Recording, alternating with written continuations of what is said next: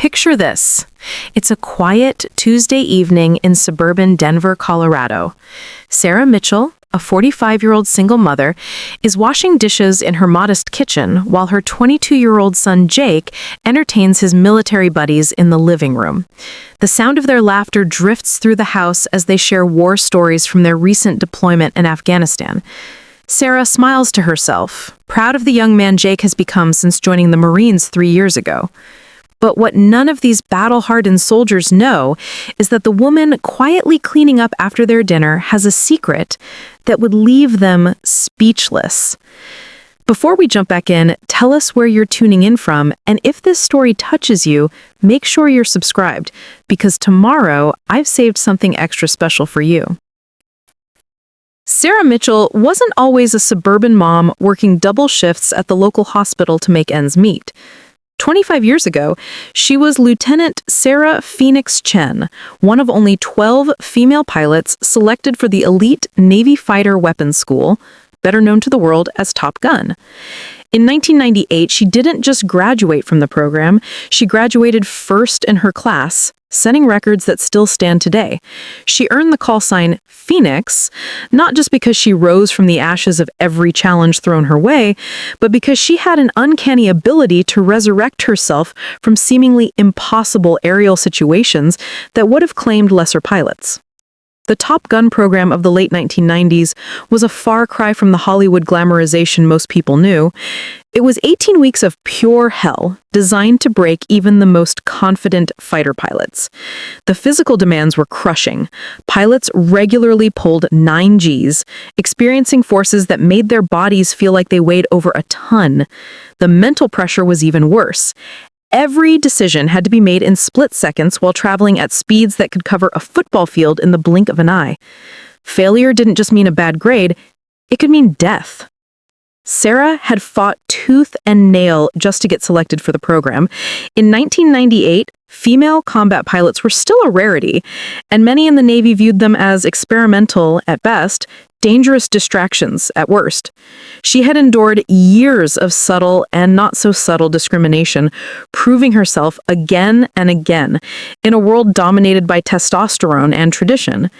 By the time she arrived at the Navy Fighter Weapons School at NAS Fallon in Nevada, she had already logged over 2,000 flight hours in FA-18 Hornets, more than many of her male counterparts.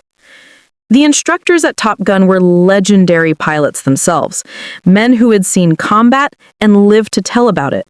They took one look at the petite 24-year-old woman with determination burning in her dark eyes and decided to make her life a living hell. If she was going to fly with the best, they reasoned, she needed to prove she belonged there beyond any shadow of a doubt. The first week nearly broke her. The academic portion alone was overwhelming. Advanced radar theory, threat analysis, weapons systems integration, and tactical maneuvering. Students were expected to absorb information at a pace that would challenge graduate students at MIT, all while maintaining peak physical condition for daily flights that pushed both man and machine to their absolute limits. Sarah found herself studying until 3 in the morning, only to be airborne by 6, engaging in aerial combat scenarios that tested every skill she had ever learned. But it was the psychological warfare that nearly did her in. Her instructors seemed to take particular pleasure in pointing out every minor mistake, every moment of hesitation, every imperfection in her technique. In debriefing sessions, they would replay her flights on large screens, dissecting every maneuver in front of her classmates, highlighting errors that might have been overlooked in other students. The message was clear. She had to be not just good, but perfect. Anything less would be seized upon as proof that women didn't belong in fighter cockpits. The other students were a mixed bag. Some, secure in their own abilities, treated her as just another pilot trying to survive the program. Others saw her as either a novelty or a threat to the traditional order. A few made it clear they believed her presence was purely political, that she was there to check a box, rather than because she had earned her spot. The isolation was almost unbearable. While her classmates bonded over beers and shared experiences, Sarah often found herself alone, studying, or maintaining her equipment to standards that exceeded even the demanding requirements of the school. The flying, though, was where Sarah truly came alive. Strapped into the cockpit of an FA-18 Hornet, she felt a connection to the machine that transcended the physical. The aircraft became an extension of her will, responding to her thoughts as much as her hands and feet. When she was airborne, engaged in simulated combat with some of the most skilled pilots in the world, all the discrimination and doubt fell away. There was only the sky, the enemy, and the split-second decisions that separated victory from defeat, life from death. Her breakthrough came during the 4th week in what instructors called Hell Week, a series of increasingly complex scenarios designed to identify which students had the mental fortitude to continue. The exercise was deceptively simple, a 2 versus 4 engagement where Sarah and her wingman were tasked with defending a high-value target against 4 enemy aircraft flown by instructors. The odds were intentionally stacked against them, and most student pairs had been shot down within minutes in previous iterations. But Sarah had been studying the instructors' tactics, analyzing their patterns and preferences with the same intensity she applied to everything else. She had noticed that they relied heavily on their experience and traditional approaches, often falling into predictable patterns when they thought they had overwhelming advantage. As the engagement began, she did something no student had done before. Instead of trying to defend, she went on the attack, using the target they were supposed to protect as a shield while she maneuvered her wingman into position for a flanking maneuver. The move was audacious, borderline insane by conventional standards. She was using an unarmed civilian aircraft as cover while engaging 4 enemy fighters, a tactic that should have resulted in disaster. But Sarah had calculated every angle, every possibility. She knew exactly where each instructor would be based on their previous exercises, and she exploited their overconfidence masterfully. Within 8 minutes, she and her wingmen had shot down all 4 instructors without taking a single hit themselves. The silence in the debrief room was deafening. The instructors, men who had flown combat missions over Iraq and Bosnia, stared at the replay of the engagement with expressions that ranged from disbelief to grudging respect. Sarah had just executed a maneuver that would be studied and taught for years to come, turning what should have been certain defeat into flawless victory through pure tactical brilliance. From that moment, everything changed. The transformation in how Sarah was perceived at Top Gun after her stunning tactical victory was immediate and profound. Instructors who had previously treated her as an unwelcome outsider now studied her methods with genuine interest. Fellow students who had kept their distance suddenly wanted to partner with her for exercises. The whispers in the hallways changed from questioning her qualifications to marveling at her capabilities. But for Sarah, this newfound respect came with its own set of challenges and pressures that would shape the rest of her military career. Lieutenant Commander Viper Harrison, the senior instructor who had been most vocal in his skepticism about female pilots, approached her after the famous engagement. A Vietnam veteran with over 5,000 flight hours and 3 confirmed kills, Harrison was a legend in Navy aviation circles. His opinion carried weight that could make or break careers. Sarah expected another lecture about reckless flying or unnecessary risk-taking. Instead, Harrison asked her to walk with him to the flight line. "Chen," he said as they stood beside her FA-18, the desert wind whipping across the tarmac, "in 30 years of flying, I've seen maybe 5 pilots who think the way you do. Most of them are dead." He paused, studying her face for any sign of fear or doubt. The ones who survived, they became legends. The question is, which one are you going to be? It was both a compliment and a warning. Sarah understood that her tactical brilliance came with a price. The same innovative thinking that allowed her to see solutions others missed also led her to take risks that more conventional pilots would never consider. In the controlled environment of Top Gun, those risks paid off spectacularly. In combat, they could be the difference between heroism and a folded flag presented to grieving parents.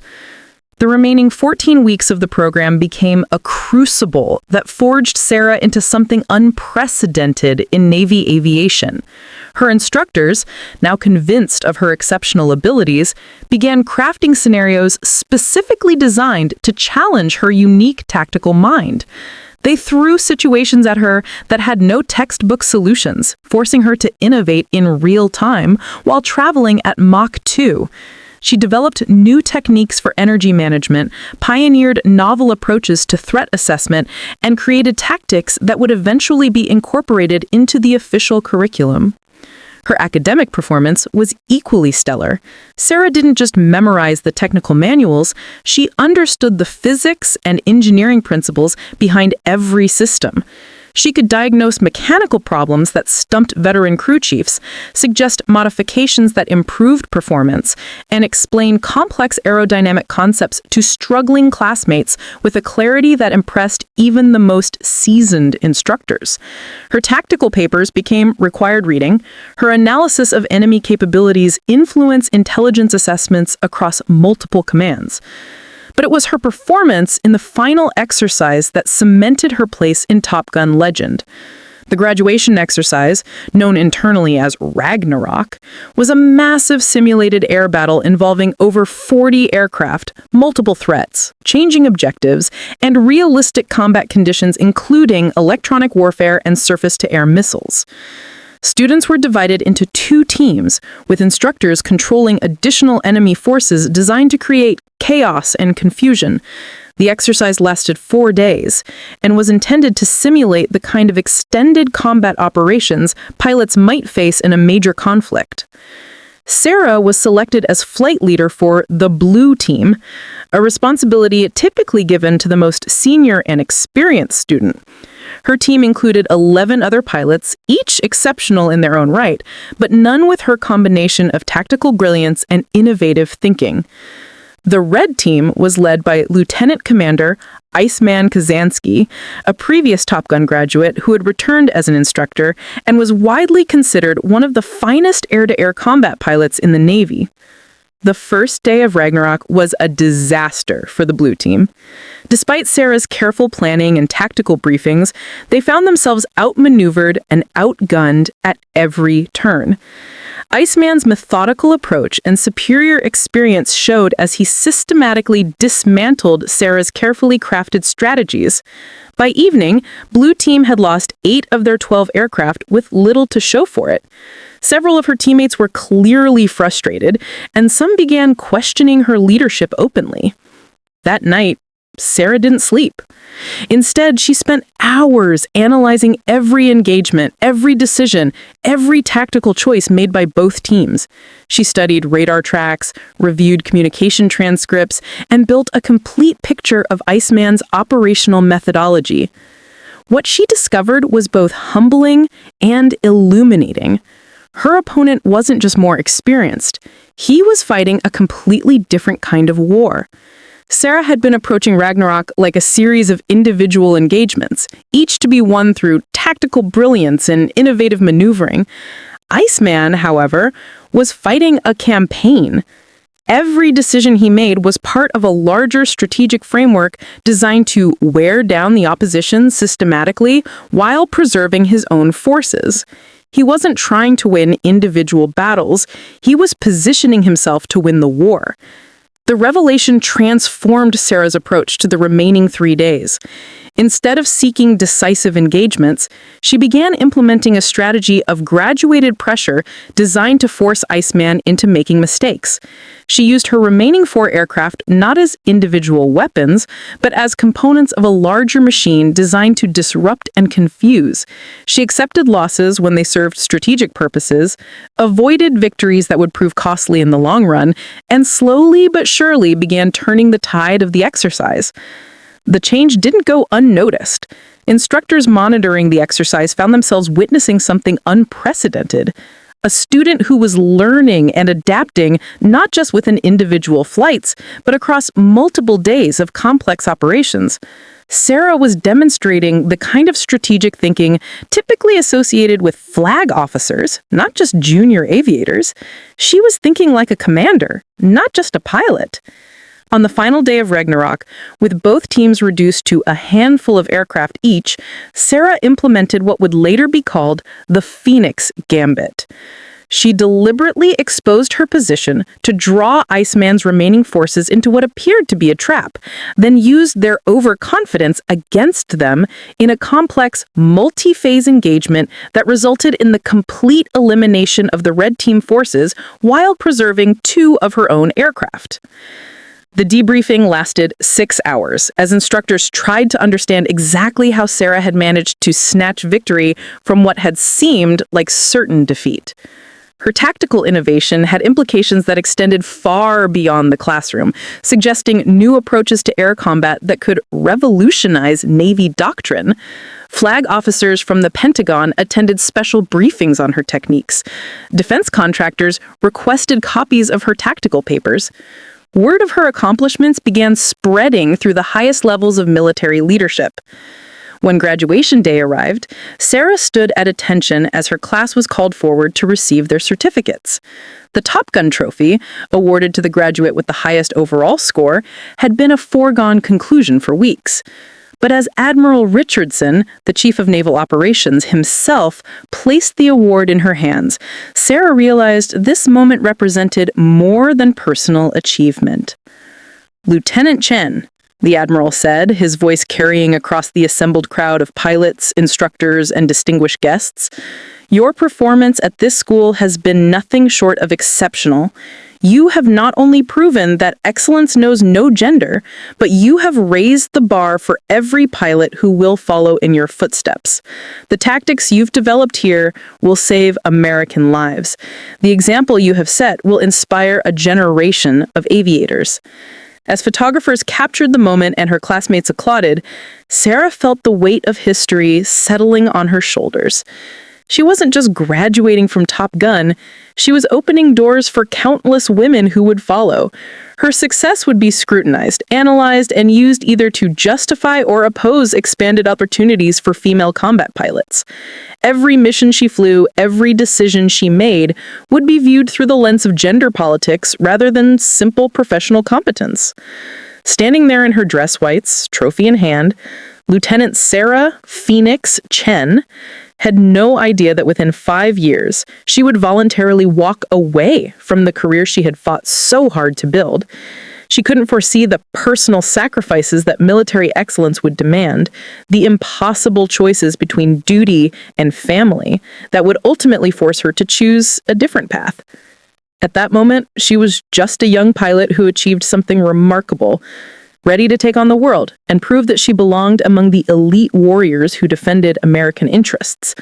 The celebration that night was legendary, but even as her classmates toasted her success, Sarah was already thinking about her next assignment, VFA 133 Jolly Rogers, a fleet squadron scheduled for deployment to the Persian Gulf within 6 months.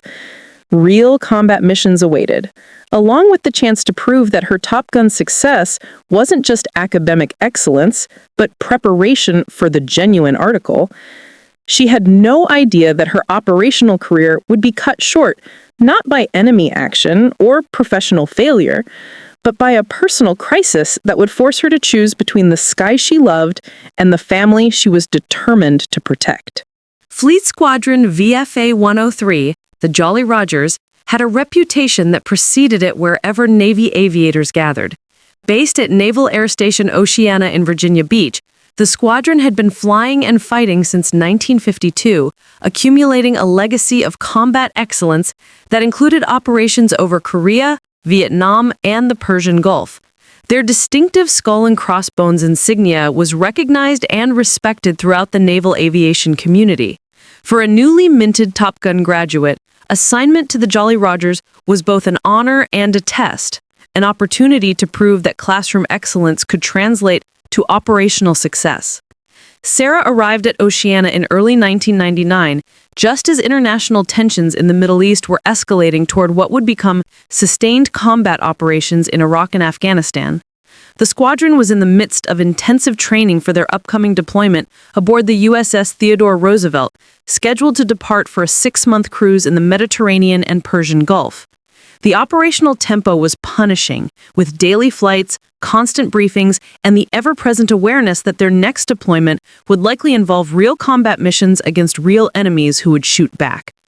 The transition from the academic environment of Top Gun to the operational reality of fleet service proved more challenging than Sarah had anticipated. At Top Gun, every scenario was carefully crafted to test specific skills and tactical concepts.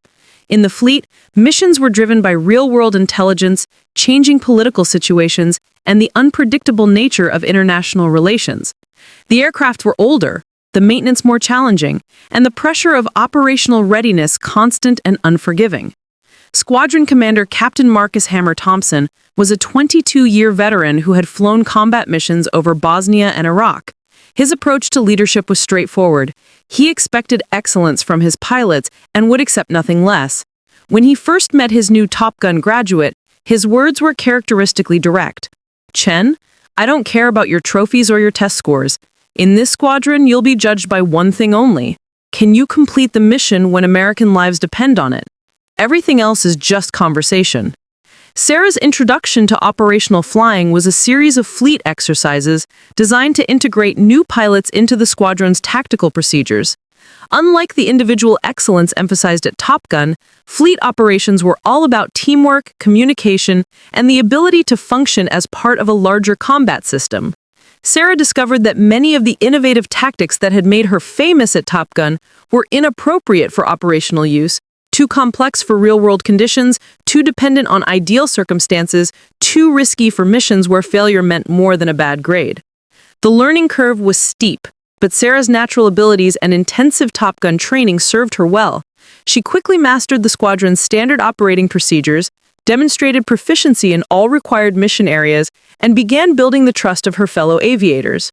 Her wingman, Lieutenant Marcus Diesel Rodriguez, was initially skeptical of flying with the famous Top Gun graduate, fearing that her reputation for innovative tactics might translate to unnecessary risk-taking in operational environments.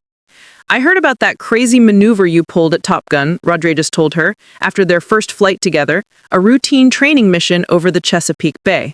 "That kind of stuff might work in the schoolhouse, but out here, I've got a wife and 2 kids who expect me to come home. We play it by the book, we communicate everything, and we watch each other's backs. Clear?" Sarah understood his concerns and appreciated his directness. She had no intention of risking her wingman's life to prove a point or pursue personal glory. Over the following month, she demonstrated that her tactical brilliance could be channeled into operational effectiveness without compromising safety or abandoning proven procedures. The deployment aboard the USS Theodore Roosevelt began in September 1999, marking Sarah's first extended period at sea and her introduction to carrier operations under operational conditions. The massive nuclear-powered aircraft carrier was home to over 5,000 sailors and aviators, a floating city capable of projecting American power anywhere in the world. For Sarah, who had grown up in landlocked Colorado, the endless expanse of ocean and the constant motion of the ship took significant adjustment. Carrier operations were among the most demanding aspects of naval aviation. Landing a high-performance fighter aircraft on a moving deck that appeared impossibly small from the cockpit required skills that few civilian pilots could imagine. The approach had to be perfect. Too high, and you'd miss the arresting wires. Too low, and you'd strike the stern of the ship. Too fast, and the wires might not stop you before you crashed into aircraft parked on the forward deck. Too slow, and you'd stall into the ocean. There was no room for error, no opportunity for a go-around if the approach went wrong. Sarah's first operational carrier landing was a moment of truth that would determine her future in naval aviation. The approach began 20 miles from the ship, guided by radar controllers who vectored her through a precise pattern designed to align her aircraft with the carrier's angled flight deck. As the massive ship grew larger in her windscreen, Sarah felt her heart rate increase despite her extensive training. This wasn't practice anymore. A mistake here could be fatal. The final approach required her to maintain a precise glide path while compensating for the ship's movement, wind conditions, and the wake turbulence created by the vessel's passage through the water. Her landing signal officer, positioned on the deck, provided constant guidance through radio calls that were both encouraging and demanding. "Looking good, Phoenix. A little power. Right on glide path. Don't chase the ball. Call the ball." "Phoenix Ball 4.2, Sarah responded, indicating she could see the optical landing system that would guide her final approach and confirming her fuel state. The next 30 seconds would determine whether she truly belonged among the elite community of carrier aviators. Her Hornet touched down on the center line of the deck, catching the number 3 wire perfectly. The massive deceleration from 150 miles per hour to 0 in less than 300 feet pressed her forward against her restraining harness, but she had done it. Her first operational carrier landing was perfect. As she taxied clear of the landing area, Sarah allowed herself a moment of satisfaction. She was now a fully qualified carrier aviator, ready to take on whatever missions awaited. The Theodore Roosevelt's deployment would take the carrier battle group through the Mediterranean Sea, the Suez Canal, and into the Persian Gulf, where tensions with Iraq were once again escalating. Intelligence briefings spoke of increased Iraqi activity near the no-fly zones established after the Gulf War, suggesting that combat missions were not just possible, but likely. For Sarah, the prospect of actual combat was both thrilling and sobering. Everything she had trained for, Top Gun, fleet exercises, endless hours in simulators, had been preparation for this moment, when she might have to use her skills not in competition with fellow American pilots, but against real enemies determined to shoot her down. But even as Sarah prepared for what could be her first taste of combat, personal complications were developing that would eventually overshadow even her professional achievements. During a port call in Naples, Italy, she met someone who had changed the course of her life forever. Dr. James Mitchell, a civilian physician working with Doctors Without Borders who was treating injured refugees from various Middle Eastern conflicts. Their meeting was purely by chance. Sarah was exploring the historic city during a brief liberty period when she witnessed a traffic accident involving a local motorcycle and a tourist bus. Her military first aid training kicked in as she rushed to help the injured rider, working alongside a tall, sandy-haired American doctor who happened to be passing by. Their efficient teamwork in treating the victim's injuries sparked a conversation that continued over coffee, then dinner, and eventually developed into something neither had expected to find so far from home. James Mitchell represented everything Sarah's military world was not, where her life was governed by rigid schedules, precise protocols, and the constant awareness of danger. His was driven by humanitarian concerns, flexible responses to changing conditions, and a deep commitment to healing rather than warfare. He was intelligent without being competitive, confident without being aggressive, and possessed a calmness that seemed to balance Sarah's intensity perfectly. Their courtship was conducted through emails, occasional phone calls, and brief meetings during port calls as the Theodore Roosevelt continued its deployment. Sarah found herself looking forward to these contacts more than she had ever anticipated, discovering that James offered a perspective on life that her military career had never provided. He was fascinated by her stories of flying and carrier operations, while she was moved by his accounts of providing medical care in some of the most dangerous and underserved regions. As the deployment continued and the possibility of combat missions grew more likely, Sarah realized that her feelings for James were becoming a complication she hadn't anticipated. Military training emphasized focus, dedication, and the acceptance that personal considerations must always be secondary to mission requirements. But for the first time in her career, Sarah found herself thinking about someone else's safety and well-being in ways that had nothing to do with wingman responsibilities or unit cohesion. The internal conflict would soon be tested in ways she never could have imagined, as the Theodore Roosevelt Battle Group received orders to begin combat operations over Iraq in response to increased Iraqi violations of the no-fly zones. Sarah Phoenix Chen, Top Gun graduate and tactical genius, was about to discover whether her exceptional skills would translate to success in actual combat, and whether her growing personal attachments would prove compatible with the demands of warfare. As she prepared for her first combat mission, strapping herself into the cockpit of her F-18 Hornet on a warm morning in the Persian Gulf, Sarah had no idea that the choices she was about to face would ultimately lead her to abandon the career she had fought so hard to build, setting in motion a chain of events that would keep her greatest professional achievement secret for over a decade. The morning of December 15, 1999 began like any other aboard the USS Theodore Roosevelt. But it would mark Sarah Chen's transition from training to the harsh reality of combat operations. The pre-dawn briefing room was filled with the controlled tension that preceded all combat missions, pilots checking weather data, intelligence officers updating threat assessments, and maintenance crews providing final aircraft status reports. Sarah sat in the front row, her flight suit crisp despite the humidity of the Persian Gulf, absorbing every detail of what would be her first real combat mission. The target was an Iraqi surface-to-air missile site near Basra that had been actively tracking coalition aircraft patrolling the southern no-fly zone. Intelligence indicated the site had recently been reinforced with newer equipment and was being operated by experienced Iraqi military personnel rather than militia forces. The mission called for a coordinated strike by 4 FA-18 Hornets, with Sarah and her wingman, Rodriguez, assigned to suppress enemy air defenses, while the other 2 aircraft destroyed the primary target.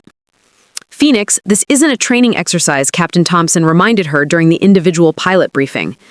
"The Iraqis have been shooting at our people for months, and they're getting better at it. Their SA-6 systems are no joke, and intelligence suggests they may have newer equipment we haven't identified yet.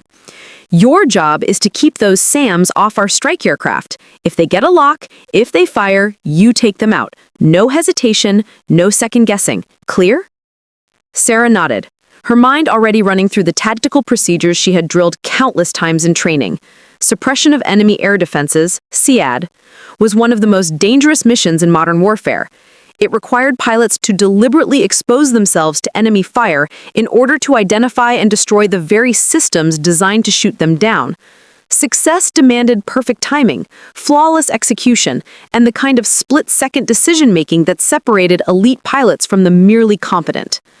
The flight to the target area took 90 minutes, flying low over the empty waters of the Persian Gulf before turning north toward Iraqi territory. Sarah's Hornet was loaded with AGM-88 HARM missiles, specifically designed to home in on enemy radar emissions, along with her standard complement of air-to-air missiles and the aircraft's internal 20mm cannon. As they crossed into Iraqi airspace, the familiar weight of responsibility settled over her. Every decision from this point forward would be made with the knowledge that real enemies were trying to kill her. The first indication of enemy activity came from her radar warning receiver, a series of electronic tones indicating that Iraqi search radars were scanning the area. Sarah's training kicked in automatically as she began the complex process of identifying, categorizing, and prioritizing the various threats while maintaining formation with her wingman and monitoring the progress of the strike aircraft toward their target. "Phoenix, we're picking up SA-6 acquisition radar, bearing 045, approximately 20 miles, Rodriguez called over the radio, his voice professionally calm despite the deadly implications of his report. The SA-6 was a mobile surface-to-air missile system capable of engaging aircraft at ranges up to 30 miles, and its radar-guided missiles were fast enough to catch even the nimble Hornet if the pilots weren't careful. Sarah's response was immediate and precise. She turned toward the threat, accelerating to attack speed, while her onboard systems worked to pinpoint the exact location of the enemy radar. The AGM-88 HARM missile required a steady radar signal to guide it to target. If the Iraqis shut down their equipment, the weapon would lose its lock and miss. This created a deadly game of electronic chess, where Sarah needed to convince the enemy operators to keep their radar active long enough for her missile to reach them. "Rodriguez, take high cover, I'm going in for the shot," Sarah transmitted as she descended toward the desert floor, using the terrain to mask her approach while her threat warning systems continued to paint an increasingly dangerous picture. Multiple radar systems were now active, suggesting a much more sophisticated defense network than intelligence had indicated. This wasn't just a single missile site, it was an integrated air defense system designed to create overlapping fields of fire that would be difficult for any aircraft to penetrate. The engagement that followed lasted less than 2 minutes, but demonstrated why Sarah had earned her Top Gun trophy. As enemy missiles began launching toward the strike aircraft, she executed a complex series of maneuvers that drew the attention of multiple SAM sites while positioning herself for optimal firing solutions. Her first HARM missile destroyed the primary SA-6 radar, eliminating the most immediate threat to the mission. But instead of retreating to safety, Sarah continued her attack, systematically working through the remaining enemy positions with a combination of missiles and gun runs that showcased the tactical brilliance that had made her famous at Top Gun. "Jesus Christ, Phoenix! Where the hell did you learn to fly like that?" Rodriguez exclaimed over the radio as Sarah's final gun run silenced the last enemy position just as the strike aircraft completed their bombing run and began their withdrawal. The mission was a complete success, with all enemy positions destroyed and no coalition aircraft damaged. But for Sarah, the engagement represented something more significant than tactical victory.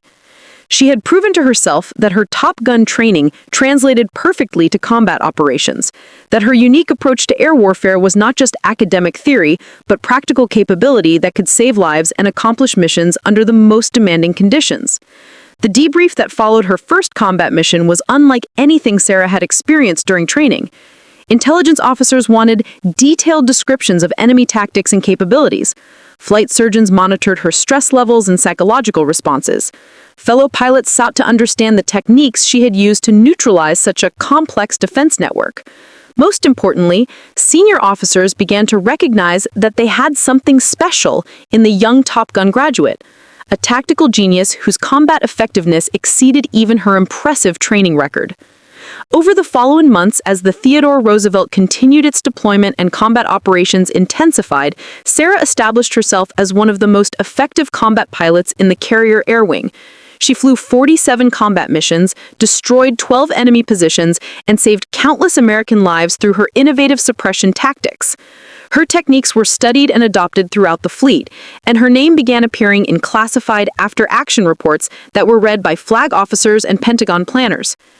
But even as her professional reputation soared, personal complications continued to develop that would eventually overshadow her military achievements. Her relationship with James Mitchell had deepened through their continued correspondence, and during a port call in Bahrain, they were able to spend several days together that confirmed what both had been hoping, but neither had dared to express directly. They were falling in love. James had taken leave from his medical mission to meet Sarah in Bahrain, and their reunion was everything she had hoped for and more. Away from the pressures of military duty and medical emergencies, they were able to explore their connection without the constraints that had limited their previous encounters. They walked through the ancient souks of Manama, discussed their hopes and dreams over dinner in restaurants that served cuisine from around the world, and began to envision a future that neither had previously thought possible. But their time together also highlighted the fundamental incompatibility between Sarah's military career and any hope of a normal relationship. Her schedule was dictated by operational requirements that could change without notice. Her location was determined by global political events rather than personal preferences. Most significantly, the nature of her work meant that every mission could be her last, that every takeoff carried the possibility that she might not return. "I love what you do," he told her on their last evening together, as they sat on the balcony of his hotel room watching the sunset over the Persian Gulf. "I'm proud of your service, proud of your achievements, but I have to be honest, I don't know if I can handle loving someone whose job it is to fly into combat. The thought of losing you to a missile or mechanical failure or just bad luck, it terrifies me in ways I never expected." Sarah understood his concerns because she shared them. The intensity of combat operations had given her a new perspective on the risks she faced daily. Every close call, every mission that pushed the envelope, every moment when enemy missiles came too close for comfort reminded her that military aviation was ultimately about accepting calculated risks in service of larger objectives. That acceptance was easy when she was responsible only for herself. With someone else's happiness depending on her continued survival, the equation became much more complex. Their conversation that night marked the beginning of internal tensions that would ultimately force Sarah to make an impossible choice between the career she loved and the future she wanted. As she prepared to return to the Theodore Roosevelt for the final months of deployment, she carried with her the knowledge that her relationship with James represented everything she had never allowed herself to want: stability, companionship, the possibility of a life beyond the narrow confines of military service. The remainder of the deployment passed in a blur of successful missions and growing recognition of Sarah's exceptional abilities. She was selected for advanced training programs, considered for early promotion, and mentioned in conversations about future squadron command positions. Her professional future seemed unlimited, with opportunities that would allow her to shape the next generation of naval aviators and influence the development of tactics and doctrine for decades to come. But even as doors opened and opportunities multiplied, Sarah found herself thinking more about the life she was missing than the career she was building. Letters from James described his continued humanitarian work, his hopes for establishing a medical practice that would allow him to serve underserved communities, his dreams of a family and a home that would provide refuge from the chaos of the world. These descriptions painted a picture of contentment and purpose that military life, despite its excitement and sense of mission, had never quite provided. The crisis that would ultimately force her to choose came not from enemy action or professional failure, but from an unexpected development that would test every value and priority she had ever held. The news arrived in a brief, sterile email that would change everything. James had been injured in a bombing attack on the medical clinic where he was working in Kosovo. The message, sent by a colleague from Doctors Without Borders, contained few details beyond the essentials. James was alive, but critically injured, had been evacuated to a hospital in Germany, and would require extensive surgery and rehabilitation. The woman writing the email didn't know Sarah well enough to understand the significance of the information she was conveying, but her words hit with the force of an enemy missile. Sarah read the message 3 times before its full implications sank in. The man she loved, the person who had begun to represent everything beyond military service that might be worth pursuing, was lying in a hospital bed 3,000 miles away while she was trapped aboard a warship in the middle of the Persian Gulf. Her immediate instinct was to request emergency leave, to find some way to get to Germany and be with James during his recovery. But military regulations were clear. Personal emergencies, no matter how significant, could not compromise operational readiness during active combat deployments. The conversation with Captain Thompson was one of the most difficult of Sarah's military career. She explained the situation as dispassionately as possible, requesting permission to take emergency leave to be with her seriously injured boyfriend. Thompson listened without interruption, his expression revealing nothing about his thoughts or intentions. When she finished, he was quiet for a long moment before responding. "Chen, I'm sorry about your friend's situation, but you know what the answer has to be," he said, his tone conveying genuine sympathy despite the firmness of his words. "We're in the middle of active combat operations.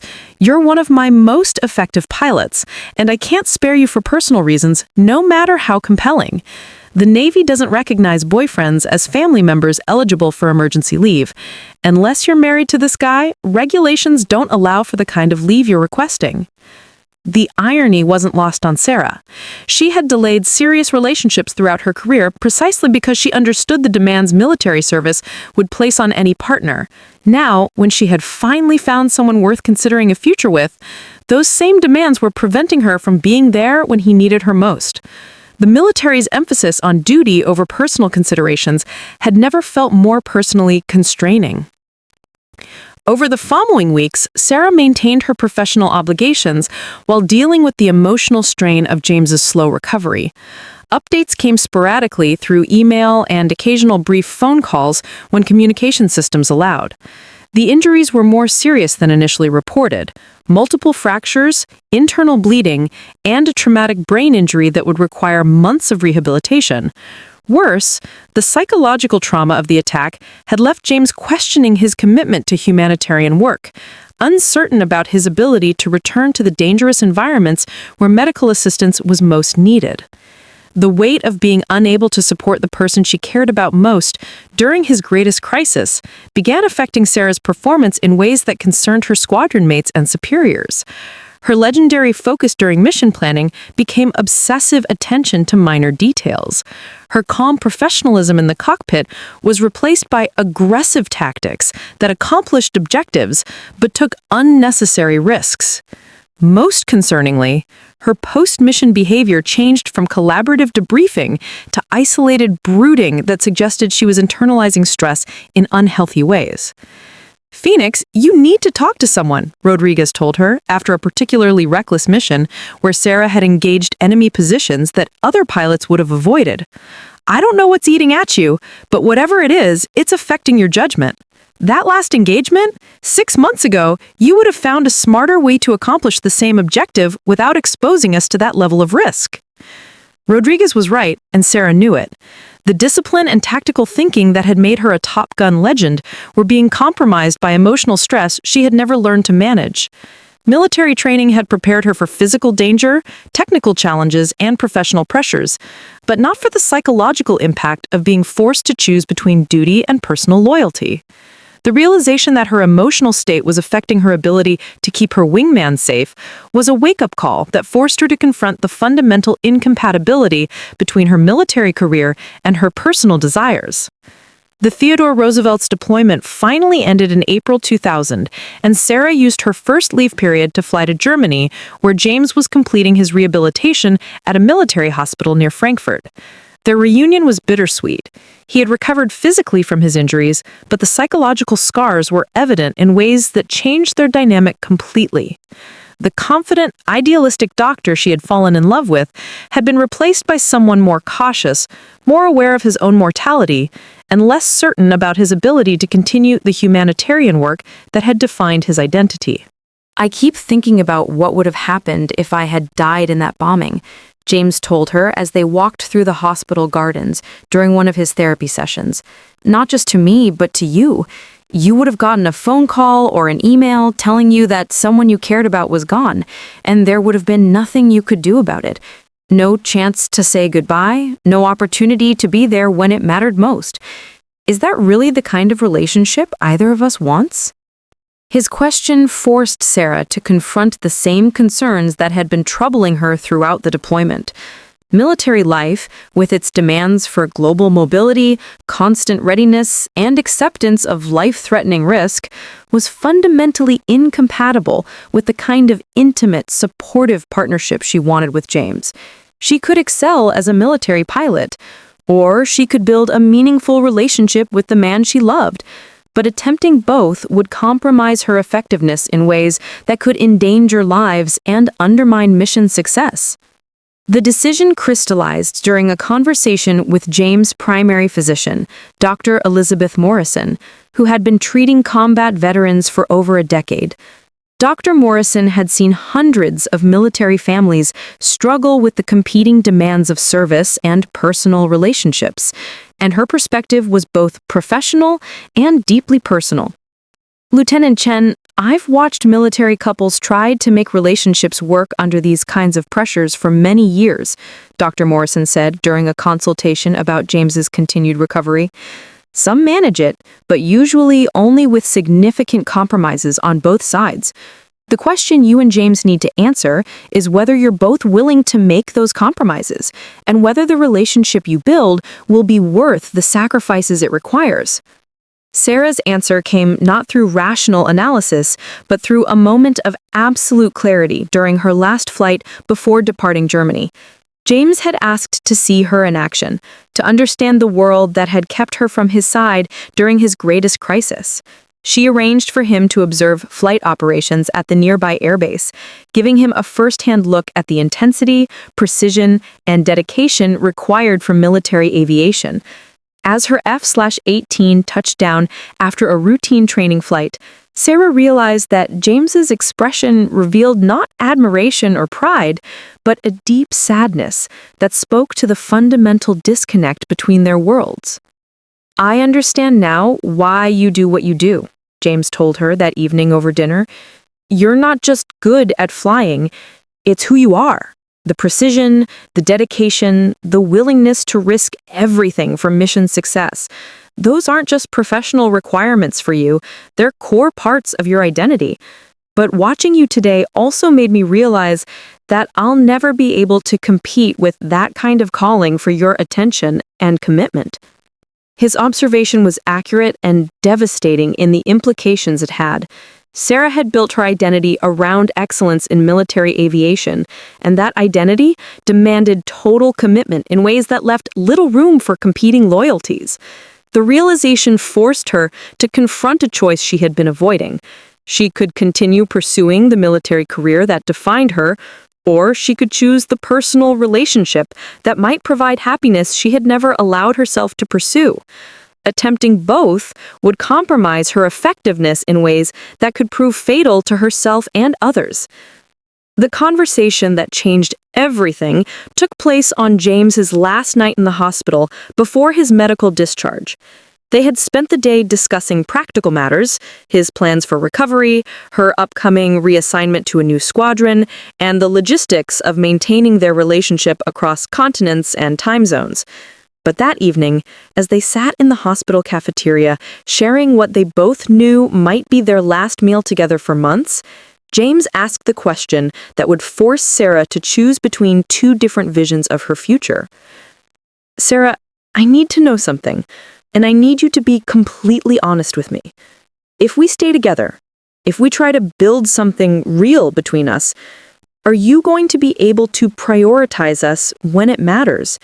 Because I can handle the separations, the uncertain schedules, even the danger, but I can't handle being second priority to your career when I need you most. What happened during my recovery? That can't happen again if we're going to have a future together." Sarah's answer would determine the course of the rest of her life, setting in motion a chain of events that would ultimately lead to her voluntary separation from the Navy and the beginning of a completely different chapter of her life. But at that moment, sitting across from the man she loved in a sterile hospital cafeteria, she could only think about how much she didn't want to lose him. "I understand what you're asking, and I think you deserve an answer that's based on actions, not just words. Let me show you what my priorities really are." The decision Sarah made that night in the German hospital cafeteria would haunt her for years to come. Not because it was wrong, but because it represented a sacrifice she had never imagined she would be capable of making. She chose James. She chose love over duty, personal happiness over professional excellence, a future she had never planned over a career she had fought to build. But the price of that choice would prove far higher than either of them anticipated.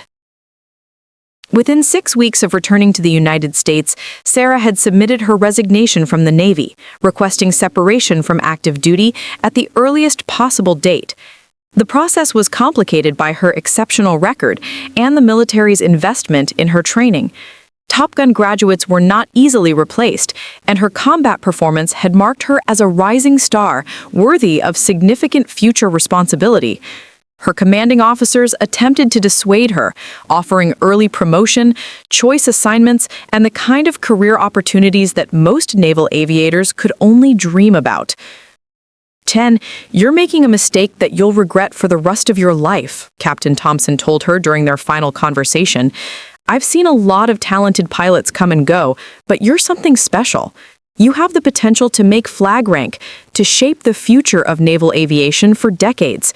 You're throwing away a career that could impact thousands of lives for a relationship that might not even last." His words stung because Sarah recognized their truth. She was abandoning a career where she had achieved unprecedented success, where her talents were perfectly matched to her responsibilities, where she could make a difference in ways that mattered on a global scale. But she was also choosing to prioritize personal relationships and emotional connections that military life had taught her to suppress. The decision felt both liberating and terrifying in equal measure. The separation process took nearly 8 months to complete, during which Sarah continued her duties while dealing with the psychological challenges of dismantling an identity that had defined her for nearly a decade. She was no longer Lieutenant Sarah Phoenix Chen, Top Gun legend and combat veteran. She was becoming Sarah Mitchell, James's fiancée, a woman planning a wedding rather than military campaigns, someone whose future success would be measured by different standards than mission completion and tactical excellence. James had returned to the United States shortly after her visit to Germany, accepting a position with a medical practice in Denver, Colorado, that specialized in treating underserved populations. His recovery from the Kosovo bombing was progressing well, though he continued to struggle with anxiety and occasional nightmares that reminded them both of the price he had paid for his humanitarian commitments. Their relationship deepened as they planned their future together, but it was shadowed by the awareness that both had abandoned careers that previously defined their identities. The wedding took place in December 2000, a small ceremony attended by James's medical colleagues and Sarah's family, but notably absent of military personnel.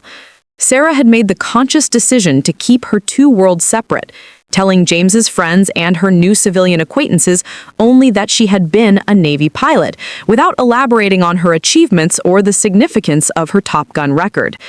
The decision was partly motivated by a desire to avoid questions about why she had left such a successful career, but it also reflected her growing uncertainty about whether her military accomplishments had any relevance to the life she was building. The first years of marriage were challenging in ways neither had anticipated. Sarah struggled with the transition from the highly structured, mission-focused environment of military service to the more ambiguous demands of civilian life. She took a job as a flight instructor at a local airport, using her skills to train recreational pilots and commercial aviation students. But the work felt hollow compared to the life-and-death responsibilities she had previously carried. The students were competent and eager to learn, but they lacked the intensity and dedication that had characterized her military peers. The aircraft were reliable and safe, but they lacked the technological sophistication and raw power of the fighters she had mastered. James, meanwhile, was building a successful medical practice while continuing his recovery from the psychological trauma of the Kosovo bombing. His work with underserved patients provided the sense of mission and purpose that had originally drawn him to humanitarian medicine, but he remained reluctant to accept assignments that would take him back to dangerous international environments. The cautious, security-conscious man he had become was very different from the adventurous idealist Sarah had originally fallen in love with, though she recognized that his changes were no more dramatic than her own transformation from warrior to civilian. Their relationship was complicated by the fact that both had given up careers they loved in order to be together, creating a dynamic where each felt responsible for the other's sacrifices. Sarah sometimes wondered if James resented her military background and the demands it had placed on their relationship. James occasionally questioned whether Sarah missed the excitement and purpose of military service more than she admitted. These concerns remained largely unspoken, but they created undercurrents of tension that affected their communication and intimacy. The birth of their son Jake in 2002 changed everything. Suddenly, Sarah had a purpose that transcended both her abandoned military career and her struggles with civilian identity. Jake was healthy, intelligent, and active from the moment he arrived, demanding the kind of total commitment that Sarah recognized from her military service. But unlike military duty, which had required her to suppress personal desires in favor of larger objectives, motherhood allowed her to channel her intensity and dedication towards someone whose welfare was entirely her responsibility. As Jake grew from infant to toddler to school-age child, Sarah discovered that her military training translated surprisingly well to parenting.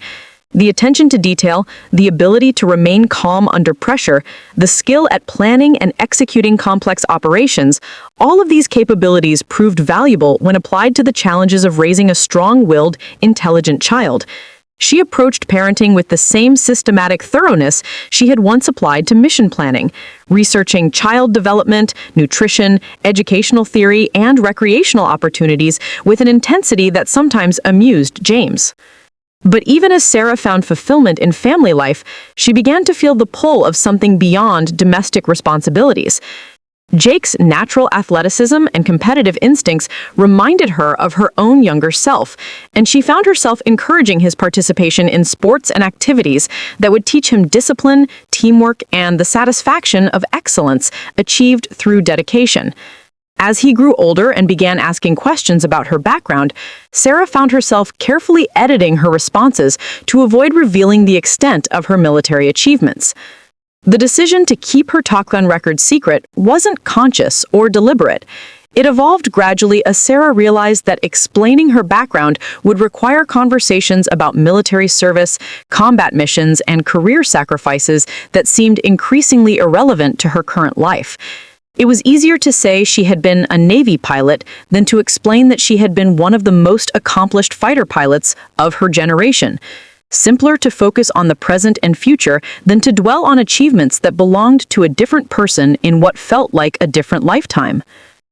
James supported her decision, recognizing that Sarah's military identity was connected to psychological pressures and lifestyle demands that had nearly cost them their relationship. He encouraged her focus on family and civilian pursuits, never pushing her to discuss the details of her service or the significance of her achievements.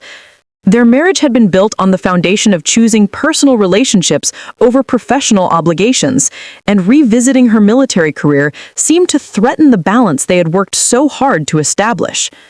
As Jake entered his teenage years and began showing interest in military service himself, Sarah found her careful compartmentalization becoming more difficult to maintain. He was fascinated by military history, attracted to the structure and purpose of service life, and curious about her mother's vaguely described Navy career. His questions became more specific and harder to deflect, particularly when he began researching different military occupational specialties and asking for her advice based on her own experiences. The final complication came when Jake decided to enlist in the Marines immediately after high school graduation, despite Sarah's subtle attempts to encourage him to consider college or civilian career paths. His decision forced her to confront the possibility that her carefully guarded secret might become relevant again, that his son's military service might eventually bring him into contact with people who would recognize the significance of achievements she had spent years minimizing. As Jake completed boot camp and began his own military career, Sarah watched with a mixture of pride and anxiety. He was following a path she had once traveled, entering a world she understood better than almost anyone, but he was doing so without the benefit of her knowledge and experience. The irony of having one of the most accomplished military records of her generation while being unable to share that experience with her son was not lost on her. But the alternative, revealing the truth about her past, seemed to threaten the civilian identity she had spent over a decade building. The secret that had begun as simple discretion had evolved into something more complex and psychologically burdensome. Sarah Mitchell, suburban mother and part-time flight instructor, was carrying within herself the suppressed identity of Lieutenant Sarah Phoenix Chen, Top Gun legend and combat veteran. The two identities coexisted uneasily, each representing different values, different priorities, and different definitions of success and fulfillment. That internal tension would remain manageable until a single evening in 2014 when Jake's military friends would inadvertently force Sarah to confront the question of whether her greatest professional achievement was something to be hidden or something to be honored, and whether the woman she had become could coexist with the warrior she had once been. The years following Jake's enlistment in the Marines brought a series of increasingly uncomfortable moments that tested Sarah's commitment to keeping her military achievements hidden.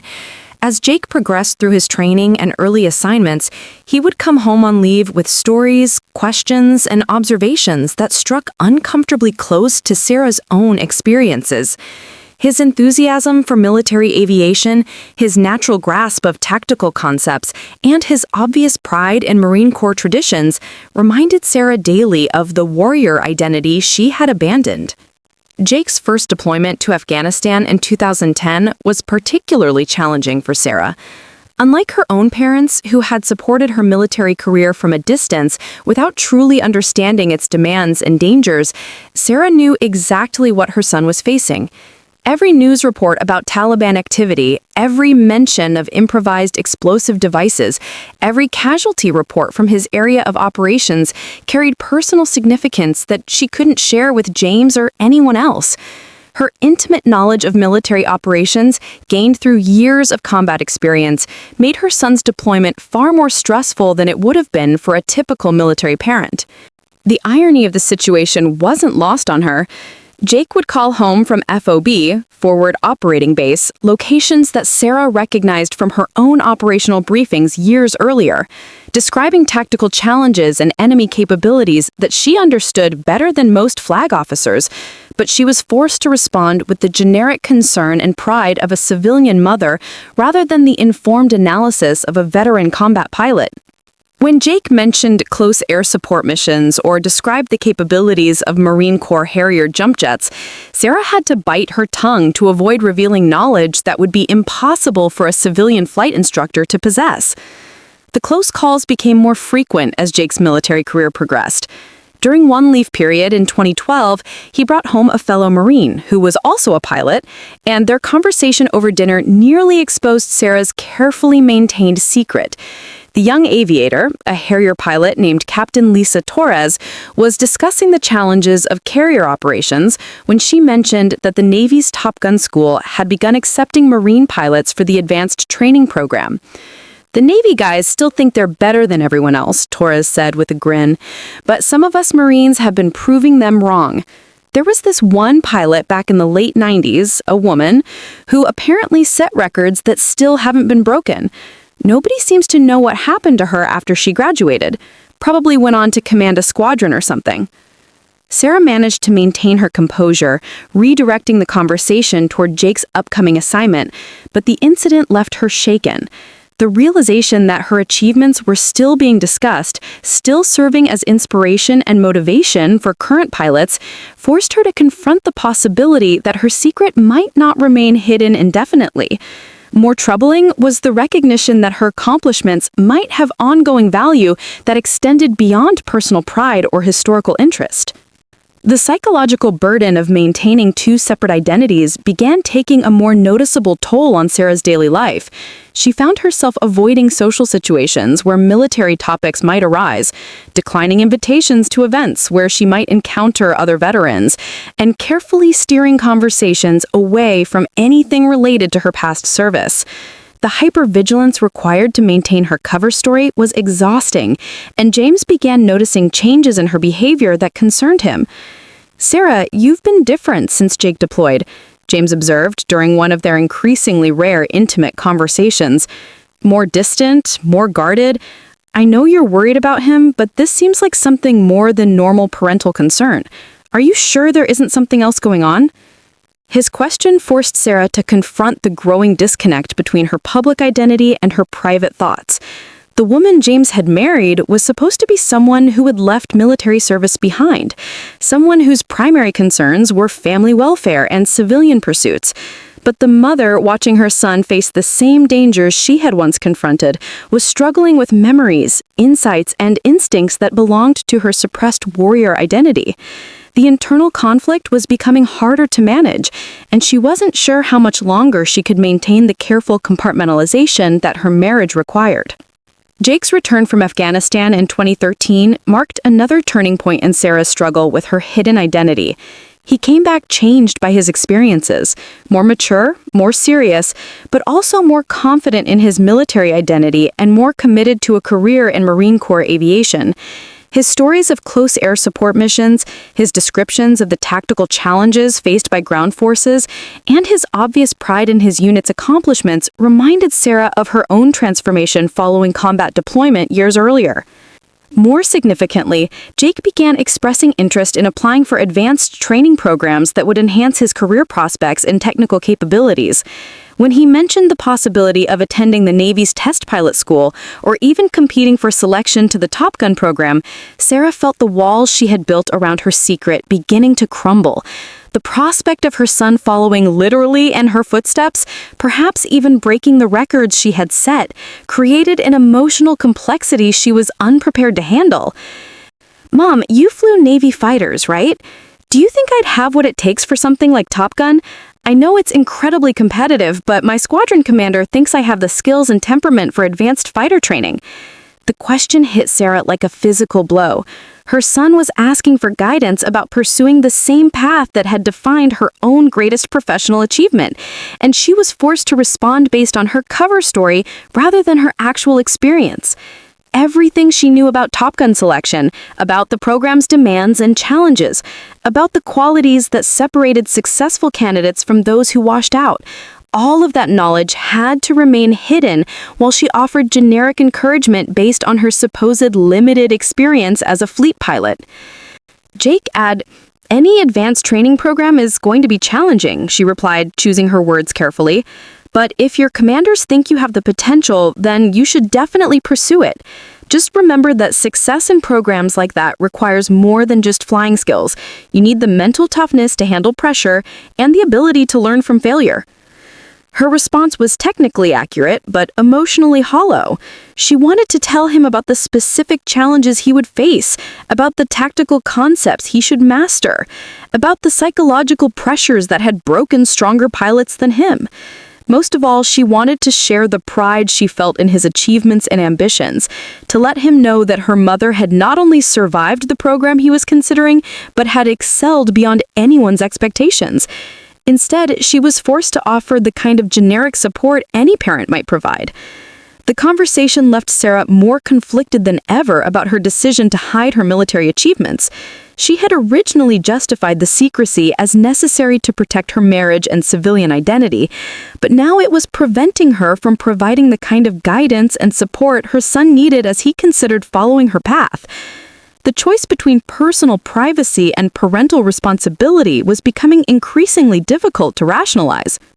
The breaking point came during Jake's next leave period when he brought home 3 of his military friends for what was supposed to be a casual dinner and an evening of relaxation away from base. Sarah had been looking forward to meeting Jake's colleagues, curious about the young men and women who served alongside her son, and proud of the relationships he had built within his unit. She prepared Jake's favorite meal, set the table with her best dishes, and approached the evening as an opportunity to play the role of supportive military mother.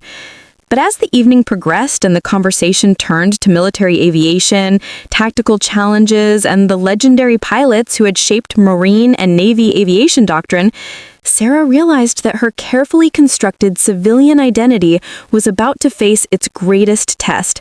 The young Marines were knowledgeable, passionate, and eager to discuss the technical and tactical aspects of military aviation with anyone who would listen. Their enthusiasm and expertise were impressive, but their questions and comments were pulling Sarah dangerously close to revelations she had spent over a decade avoiding. The stage was set for a confrontation that would force Sarah to choose between maintaining her secret and embracing the identity she had worked so hard to suppress.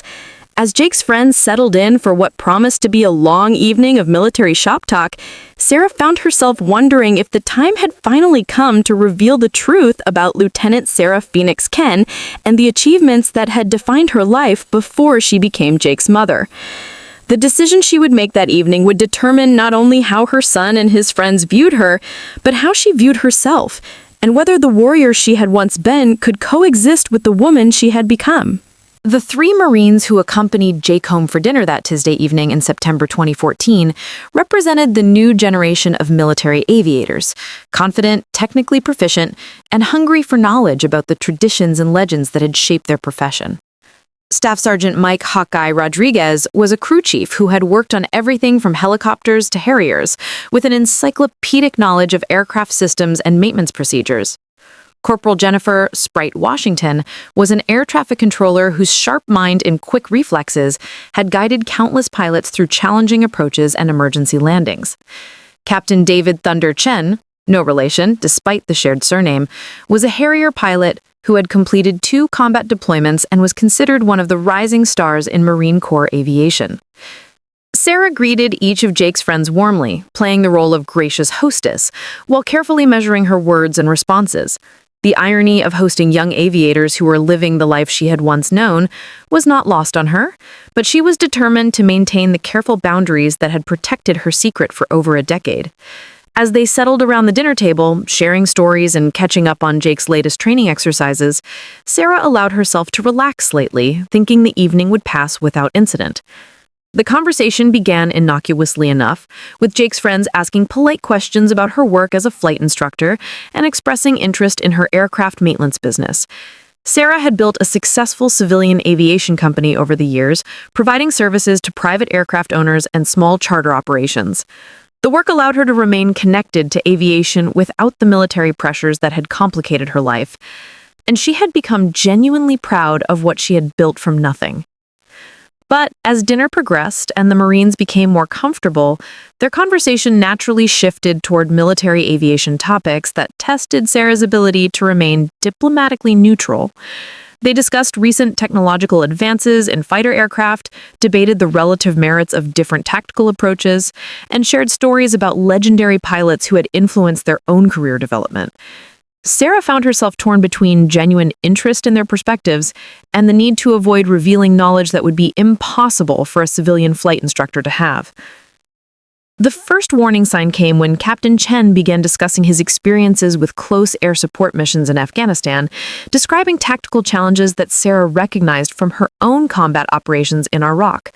His analysis was sophisticated and accurate, but he made several observations about enemy capabilities and friendly force coordination that contained minor technical errors, mistakes that Sarah itched to correct but couldn't without revealing expertise that no civilian flight instructor should have. The key thing about CAS missions is maintaining situational awareness while managing multiple communication channels and threat priorities. You've got ground forces painting targets with laser designators. You've got airspace coordination requirements. And you've got enemy air defenses that are constantly adapting to your tactics. The pilots who excel at that kind of mission are usually the ones who can think 3 steps ahead of everyone else. Sarah nodded politely, sipping her wine and forcing herself to remain silent, despite having insights that could benefit the young pilot's understanding of close air support doctrine. Her own combat experience had taught her subtleties about threat management and tactical coordination that weren't covered in standard training programs. Lessons learned through life-and-death decisions that had saved American lives. But sharing that knowledge would require explaining how a civilian flight instructor had acquired such detailed understanding of combat operations.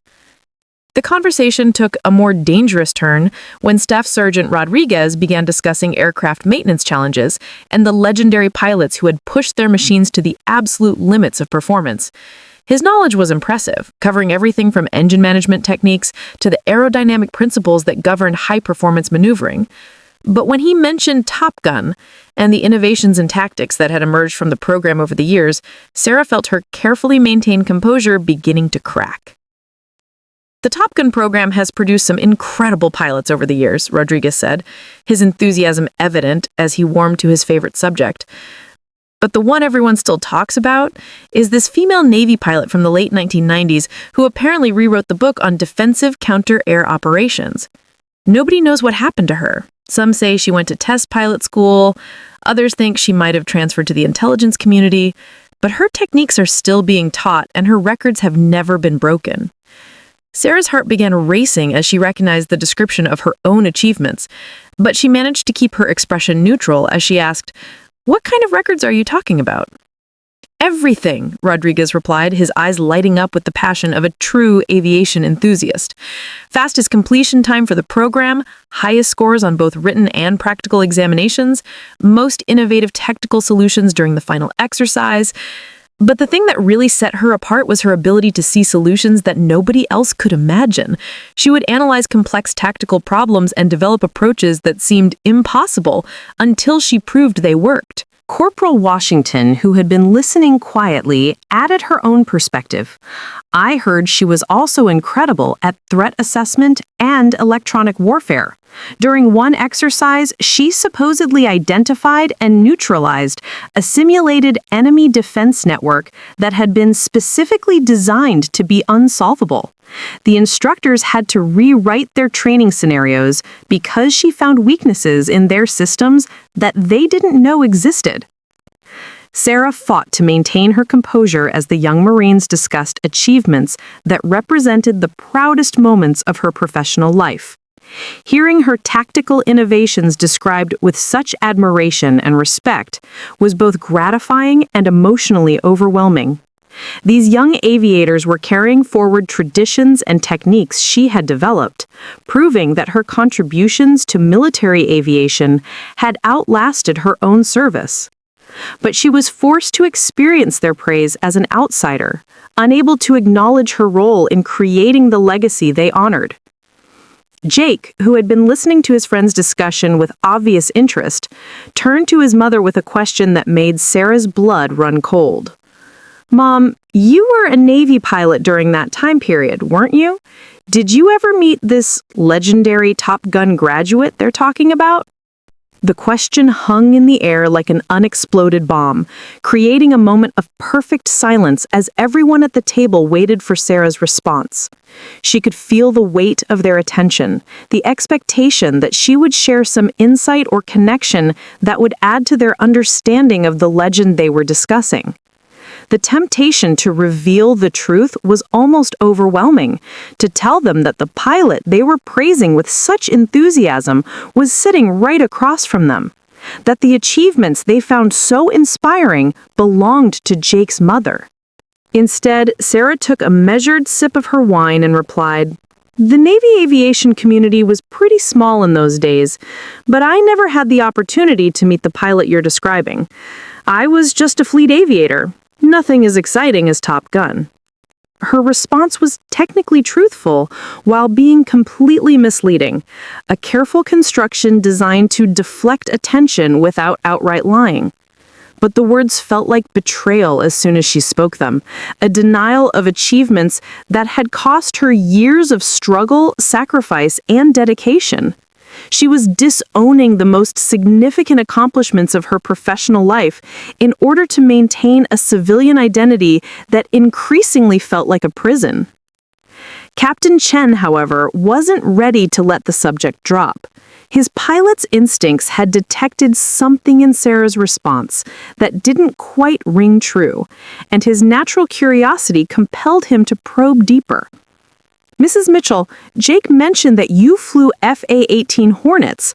That's the same aircraft type used in the Top Gun program. Are you sure you never heard anything about this pilot through unofficial channels? The aviation community is pretty tight-knit. Stories like that usually spread pretty quickly." Sarah felt the walls closing in around her secret as Chen's questions became more specific and harder to deflect. His pilot training had taught him to notice inconsistencies and pursue lines of inquiry until they reached logical conclusions, skills that made him excellent at his job, but dangerous to Sarah's carefully maintained cover story. She needed to end this line of conversation before it progressed to questions she couldn't answer without revealing more than she was prepared to share. "You're right that the aviation community is close-knit," Sarah replied, hoping her voice didn't betray the tension she was feeling. "But remember, this was over 15 years ago, and I was pretty focused on my own responsibilities rather than gossiping about other pilots' achievements. I'm sure whoever she was, she deserved all the recognition she received." The irony of praising herself in third person while denying any connection to her own achievements was not lost on Sarah, but she hoped her response would satisfy Chen's curiosity and allow the conversation to move to safer topics. Unfortunately, Staff Sergeant Rodriguez had more stories to share about legendary military aviators, and his next comment would push Sarah's secret even closer to exposure. The thing about pilots like that Top Gun graduate is that they usually don't just disappear. Military aviation is too small a world for someone with those skills to vanish without a trace. My guess is she's probably still flying somewhere, maybe as a test pilot, maybe in the reserves, possibly even as a civilian contractor. People with that level of talent don't usually give up aviation completely. His speculation was uncomfortably close to accurate, and Sarah realized that her secret was more vulnerable than she had previously understood. These young Marines weren't just sharing stories about distant legends. They were actively trying to piece together information about a pilot whose achievements had inspired their own careers. Their curiosity and analytical skills, honed by military training and professional experience, made them far more dangerous to her cover story than casual civilian acquaintances would have been. As the evening progressed and the conversation continued to circle back to military aviation topics, Sarah found herself walking an increasingly narrow tightrope between maintaining her secret and satisfying her guests' curiosity about her background. Each question required careful consideration, each response had to be measured for consistency with her cover story, and each deflection had to seem natural rather than evasive. The mental energy required to maintain her false identity while engaging with knowledgeable professionals was exhausting in ways that reminded her of the psychological pressures she had faced during combat operations years earlier. But the evening's most dangerous moment was yet to come. As Jake's friends prepared to shift from passive discussion to active demonstration of their own aviation knowledge and skills, a development that would test Sarah's ability to maintain her secret in ways she had never anticipated. As the evening progressed and the wine loosened tongues and inhibitions, Jake's friends began sharing more personal stories about their own aviation experiences and career aspirations. The conversation shifted from discussing distant legends to analyzing current tactical challenges, debating technical solutions to operational problems, and speculating about future developments in military aviation technology. Sarah found herself drawn deeper into discussions that tested both her knowledge and her restraint, as each topic brought new opportunities to reveal expertise that contradicted her cover story. The turning point came when Captain Chen mentioned his upcoming application to the Navy's Test Pilot School, a highly competitive program that selected only the most exceptional aviators for advanced experimental flying assignments. His enthusiasm for the opportunity was evident, but so was his anxiety about the selection process and the technical challenges he would face if accepted. As he described his preparation strategy and areas of concern, Sarah recognized herself 20 years earlier, a young pilot determined to excel, but uncertain about her ability to meet unprecedented challenges.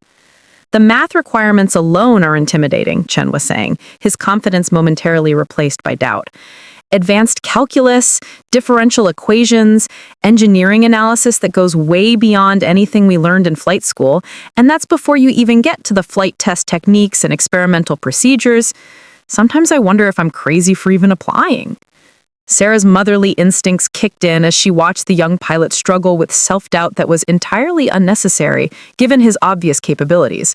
Everything about his approach to the challenges, his analytical thinking, and his dedication to excellence suggested he would succeed at test pilot school if given the opportunity. But her desire to offer meaningful encouragement was constrained by the need to avoid revealing knowledge that no civilian flight instructor should possess.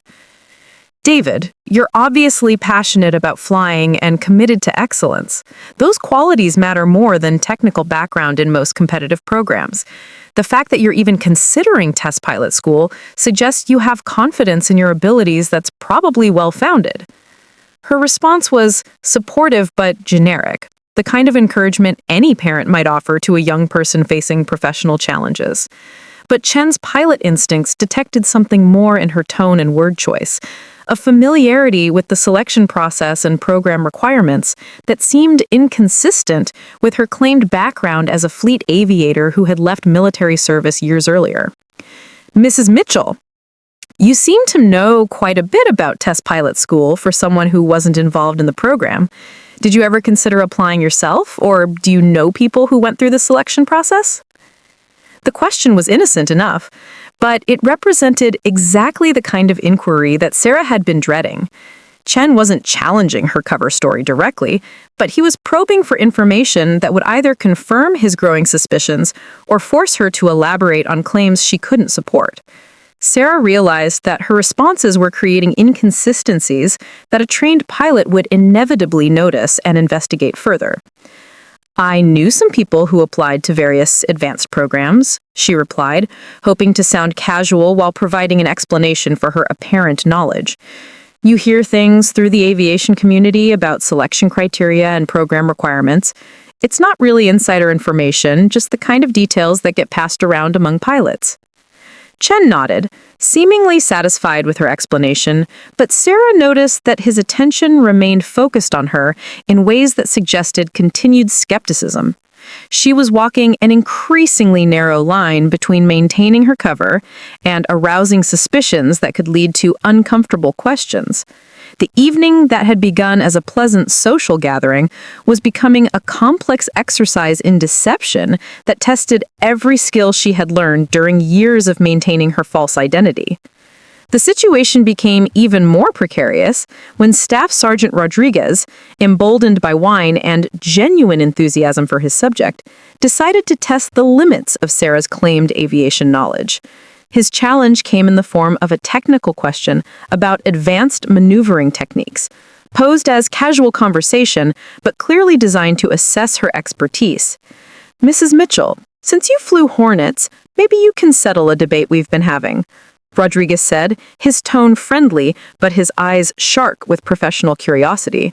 What's your opinion on energy management during high-G defensive maneuvers? Some people say you should prioritize altitude retention. Others argue that speed preservation is more important. What did they teach you in the fleet? The question was a trap, elegantly constructed and professionally motivated. Rodriguez wasn't trying to embarrass Sarah or expose her secret. He was simply curious about the perspective of someone who had supposedly flown the same aircraft he worked on daily. But his inquiry required a level of technical detail that would reveal far more about her actual experience than she was prepared to share. Any answer sophisticated enough to satisfy a knowledgeable crew chief would contradict her claims about being just a fleet aviator, while any response generic enough to maintain her cover story would seem inadequate to professionals who lived and breathed aviation. Sarah felt her pulse quicken as she realized the implications of Rodriguez's question. She could provide a detailed, technically accurate analysis based on her extensive combat experience and Top Gun training, information that would impress the young Marines, but potentially expose her secret. Alternatively, she could offer a superficial response that maintained her cover story, but would seem suspicious to anyone with advanced aviation knowledge. Neither option was satisfactory, and both carried risks she wasn't prepared to accept. Mike, you're asking about some pretty advanced tactical concepts, she replied, buying time while she considered her options. Energy management during defensive maneuvering is one of those topics where there are as many opinions as there are pilots. The techniques I learned in the fleet were pretty standard, nothing that would add much to your discussion. Her deflection was skillful but incomplete, acknowledging the complexity of Rodriguez's question while avoiding any specific technical details. But Sarah realized that her evasiveness was becoming a pattern that would eventually arouse suspicion among people trained to analyze information and identify inconsistencies. She was running out of ways to avoid revealing expertise that contradicted her civilian identity. The evening's most dangerous moment came when Jake, proud of his mother and eager to include her in conversations with his professional peers, decided to share information that Sarah had never authorized him to reveal. His comment was motivated by filial pride rather than malicious intent, but its implications were potentially devastating to the secret she had guarded for over a decade. "You guys might find this interesting," Jake said, his voice carrying the excitement of someone about to share privileged information. "My mom never talks about it, but I found some of her old flight records when I was helping her organize some paperwork last year. She logged over 2,000 flight hours in Hornets, which is way more than most fleet pilots accumulate. And some of the commendations in her records mention combat operations and advanced tactical training. I think she's being way too modest about her military background." The silence that followed Jake's revelation was deafening. Sarah felt her carefully constructed world collapsing as her son's well-intentioned pride exposed information she had spent years concealing. Every person at the table was now looking at her with new interest and curiosity, recognizing that her claims about being just a fleet aviator were inconsistent with the evidence Jake had inadvertently provided. The secret she had protected through careful word choice, strategic deflection, and outright deception was now exposed to exactly the kind of scrutiny she had worked so hard to avoid. Captain Chen was the first to speak, his pilot's training evident in the careful way he processed this new information. "Mrs. Mitchell, 2,000 hours in Hornets is actually quite impressive for someone who left active duty in the early 2000s. That suggests you were flying pretty extensively during your service period. And combat operations experience would explain some of the tactical knowledge you've been demonstrating tonight." Sarah realized that her moment of truth had arrived. She could continue denying her background, but Jake's revelation had provided enough specific details that persistent questioning would eventually expose the full extent of her deception.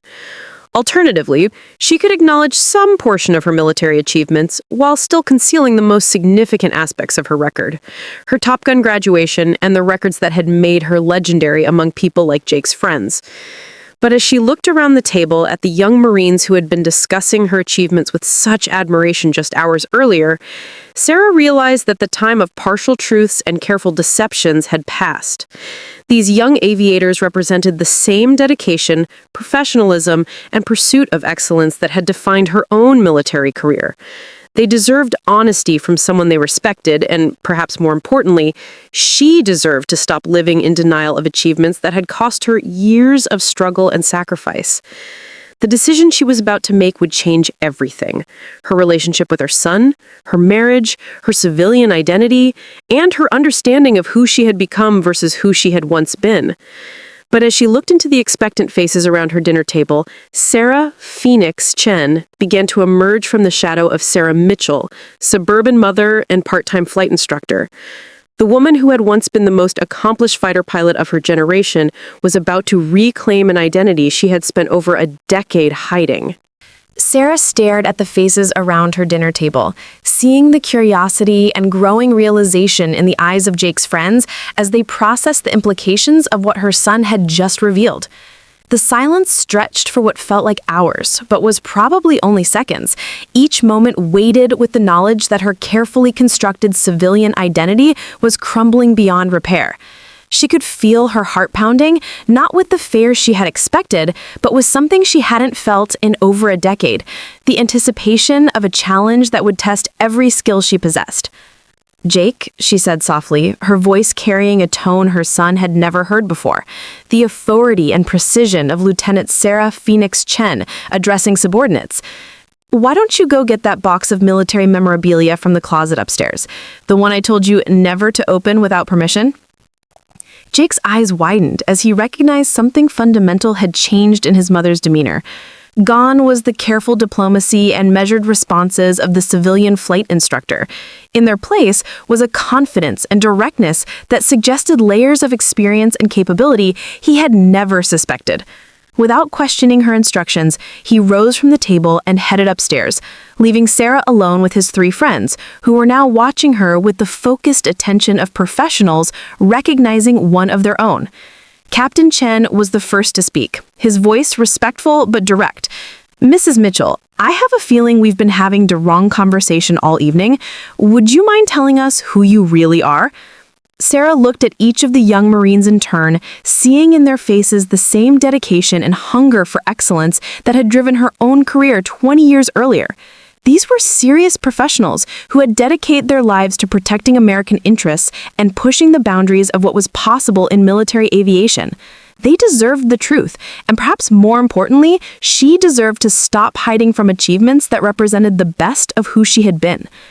"My name is Sarah Mitchell now," she began, her voice steady despite the magnitude of what she was about to reveal. "But when I was your age, I was Lieutenant Sarah Chen, call sign Phoenix, and I graduated first in my class from the Navy Fighter Weapons School in 1998. The reaction was immediate and electric. Staff Sergeant Rodriguez nearly dropped his wine glass, his eyes wide with disbelief. Corporal Washington sat up straighter, her expression shifting from casual interest to professional respect. Captain Chen leaned forward, his entire body language changing as he recognized he was in the presence of a legend he had never expected to meet. "You're the Phoenix?" Rodriguez whispered, his voice filled with awe. "The pilot we were talking about earlier? The one who set all the records?" Sarah nodded, feeling a strange mixture of pride and relief as she acknowledged her identity for the first time in over a decade. "Every record you mentioned, every tactical innovation you discussed, yes, that was me. The defensive counter-air techniques you learned in flight school, the threat assessment protocols that are still being taught today, the electronic warfare tactics that were developed after my final exercise, I developed those during my time at Top Gun." Captain Chen was staring at her as if he had just discovered a mythical creature sitting at his dinner table. "Ma'am, with all due respect, you're not just a legend in the aviation community, you're basically required reading. Your tactical papers are still studied at the Naval War College. The maneuver you pulled during your final exercise is taught as an example of innovative thinking under pressure. How is it possible that you've been flying civilian aircraft and giving basic flight instruction for the past 15 years? The question cut to the heart of everything Sarah had been struggling with since Jake's deployment began. How did someone go from being one of the most accomplished fighter pilots of their generation to hiding their achievements from their own family? How did a woman who had once redefined the possibilities of aerial combat become someone who was afraid to discuss her military service at a dinner party? Because I made a choice, Sarah replied, her voice carrying the weight of years of internal conflict.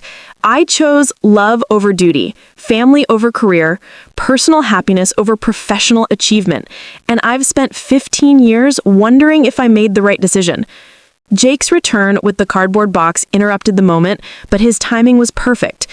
Sarah opened the container for the first time in years, revealing memorabilia that told the story of a military career that had been legendary in its brevity and impact. Her Top Gun trophy sat at the top, still gleaming despite years of storage.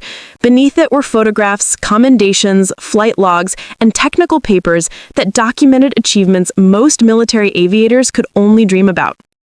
Jake, sit down, Sarah said, her voice gentle but firm. There are some things about your mother you need to know. As she began removing items from the box, Sarah felt herself transforming back into the person she had been before marriage, motherhood, and civilian life had required her to suppress her warrior identity. The young Marines watched in fascination as she displayed evidence of a career that had intersected with the legends and traditions they had built their own aspirations around.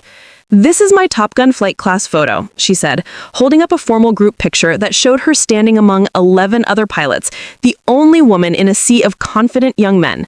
Staff Sergeant Rodriguez reached out tentatively, as if asking permission to touch a religious artifact. "Ma'am, may I?" he asked, indicating the trophy. Sarah handed it to him, watching as he examined the engraving with the reverence of someone who understood exactly what it represented.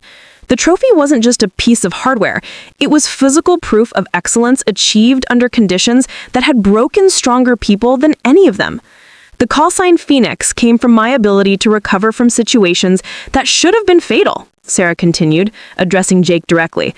During training, I developed a reputation for turning disasters into victories, for finding solutions when everyone else saw only problems.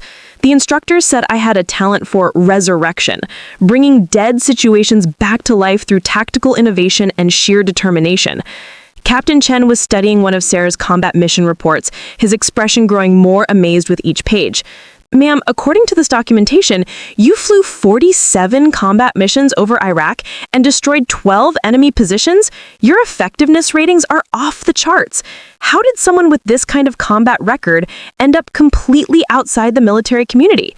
The question forced Sarah to confront the personal cost of her decision to leave military service, the sacrifices she had made, and the prices she had paid for choosing a different path. She looked at Jake, seeing in his face a mixture of pride, amazement, and confusion that reflected her own conflicted feelings about the choices that had defined her adult life. "Because excellence in military aviation requires total commitment," she replied, her voice carrying the wisdom of experience and the pain of difficult choices. "You can't be halfway dedicated to combat flying and expect to survive, let alone excel. When I met your father, I realized I wanted something that was incompatible with the demands of my military career. I could be Phoenix Chen, legendary fighter pilot, or I could be Sarah Mitchell, wife and mother. I couldn't be both." Jake was holding her flight log, studying entries that documented training flights, combat missions, and the progression of skills that had made her legendary. "Mom, why didn't you ever tell me any of this? All these years, I've been trying to build a military career without knowing I had access to advice from someone who had achieved everything I'm working toward." Sarah felt the tears forming in her eyes as she recognized the truth in her son's words. By hiding her achievements, she had denied him access to knowledge and guidance that could have enhanced his own military development. Her desire to protect her civilian identity had prevented her from providing the kind of support and mentorship that her unique experience could have offered. "Because I was afraid," she admitted, her voice breaking slightly, afraid that if I acknowledged who I had been, I wouldn't be able to maintain who I had become, afraid that my father wouldn't understand, afraid that my military identity would consume everything else I had built. Corporal Washington, who had been listening quietly, finally spoke up. "Ma'am, with all due respect, I think you underestimated something important. You didn't stop being Phoenix Chen when you became Sarah Mitchell. You just found a different way to serve, raising a son who's carrying forward the same values and dedication that made you legendary. That's not failure, that's legacy." Her words hit Sarah with the force of revelation. She had been viewing her transition to civilian life as abandonment of her military identity, but Corporal Washington's perspective suggested a different interpretation. Perhaps the skills, values, and dedication that had made her exceptional as a fighter pilot had just found new expression in her role as mother, mentor, and civilian aviation professional. The conversation that followed stretched well into the night as Sarah shared stories, insights, and lessons learned from a career that had been brief but extraordinarily impactful.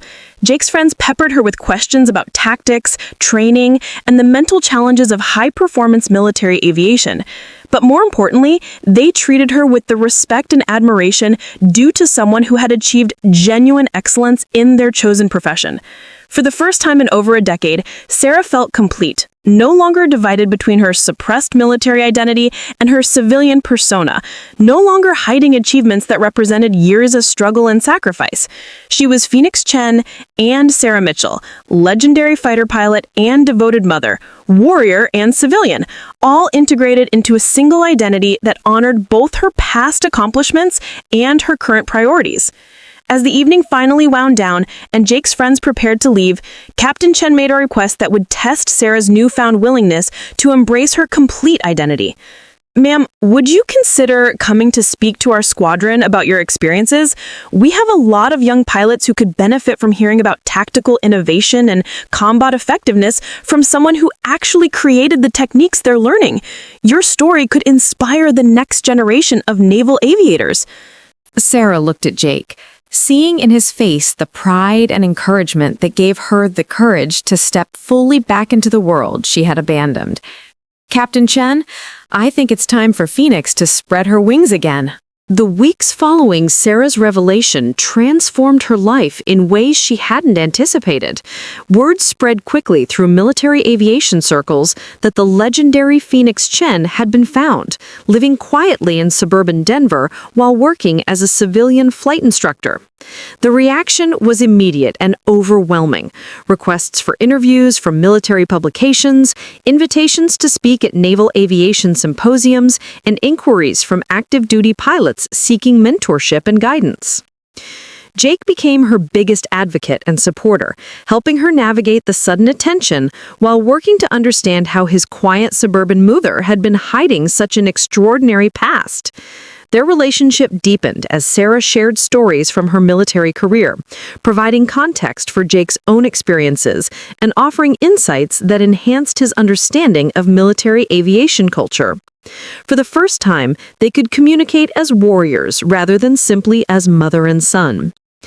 "I can't believe I spent years asking you generic questions about military life when you were literally one of the most accomplished pilots of your generation," Jake said during one of their conversations about his career development. "Do you have any idea how much guidance I could have used during flight school?" Sarah laughed, feeling lighter than she had in years. "Jake, you didn't need my help to become an excellent pilot. That came from your own dedication and natural ability. But if you want advice going forward, I'm here for whatever you need." The first speaking engagement Captain Chen had requested took place at Marine Corps Air Station Miramar in San Diego, the original location of the Top Gun school before it moved to Nevada. Standing before an auditorium filled with young pilots, Sarah felt a familiar surge of adrenaline as she prepared to share lessons learned during a career that had been brief but intensely meaningful. The young faces looking back at her reminded her of herself 20 years earlier, hungry for knowledge, eager to excel, and determined to push the boundaries of what was possible in military aviation. "When I arrived at Top Gun in 1998, I was the only woman in my class and one of only a handful who had ever been selected for the program. I spent the first weeks trying to prove I belonged there, trying to demonstrate that I could meet the same standards as my male classmates. It took me almost a month to realize I was approaching the challenge completely wrong." She paused, looking out at the attentive faces. "The program wasn't designed to test whether I could be as good as everyone else. It was designed to discover what I could contribute that no one else could. Excellence isn't about meeting existing standards, it's about creating new possibilities that expand what everyone thought was achievable." The response to her presentation was extraordinary. Young pilots lined up afterwards to ask questions, seek advice, and share their own aspirations and challenges. Sarah found herself energized by their enthusiasm and reminded of why she had originally chosen military aviation as a career path. The sense of mission, the commitment to excellence, and the opportunity to influence the next generation of warriors had been central to her identity as Phoenix Chen, and reconnecting with those values felt like coming home after a long exile. James's reaction to his wife's revelation was more complex than Sarah had anticipated. He was proud of her achievements and supportive of her decision to reconnect with her military identity, but he also struggled with the implications of discoveries that fundamentally changed his understanding of the woman he had married. The Sarah he thought he knew was someone who had left military service behind by choice. The reality was someone who had sacrificed legendary achievements for their relationship. "I'm proud of what you accomplished," he told her during one of their many conversations about her revealed past, "but I also feel guilty knowing that you gave up so much to be with me. If I had understood the magnitude of what you were sacrificing, I might have made different choices about what I asked of you." Sarah took his hand, grateful for his honesty and touched by his concern. "James, I made those choices freely, and I don't regret them. Our marriage, our family, the life we built together, none of that was a consolation prize. It was exactly what I wanted, even if I couldn't explain why at the time. The woman who chose you over military glory wasn't settling. She was choosing a different kind of excellence." The integration of her two identities proved easier than Sarah had anticipated. Her civilian aviation business benefited enormously from her revealed military credentials, attracting clients who wanted training from someone with genuine combat experience and advanced tactical knowledge. More importantly, she discovered that the skills that had made her legendary as Phoenix Chen translated perfectly to civilian instruction. The attention to detail, the ability to remain calm under pressure, the talent for seeing solutions others missed. But the most meaningful changes came in her relationship with Jake and his military peers. She became an informal mentor to young aviators, seeking guidance, sharing lessons learned through years of high-performance flying and combat operations. Her home became a gathering place for military personnel who appreciated the opportunity to learn from someone who had achieved genuine excellence in their profession. The dinner parties that had once tested her ability to maintain her secret became celebrations of military aviation culture and traditions. Captain Chen, who had been instrumental in encouraging Sarah to reveal her identity, became a regular visitor and eventually a close friend. His respect for her achievements was evident in every interaction, but more importantly, he helped her understand how her legacy had influenced an entire generation of pilots who had learned techniques she had developed without ever knowing their origin.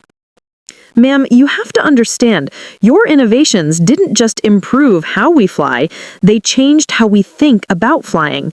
The tactical flexibility you demonstrated at Top Gun became a fundamental principle that's taught to every naval aviator. You didn't just set records, you expanded the definition of what was possible." The recognition was gratifying, but Sarah discovered that her greatest satisfaction came from the opportunity to contribute actively to the military aviation community, rather than simply being honored for past achievements. She began working with current Top Gun instructors to develop new training scenarios, consulting on tactical problems that required innovative solutions, and mentoring young pilots who were following paths similar to her own. One of her proudest moments came when Jake was selected for an advanced training program that would prepare him for potential squadron leadership roles. His selection was entirely based on his own merits and achievements, but Sarah knew that her guidance and insights had contributed to his development in ways that wouldn't have been possible if she had continued hiding her military background.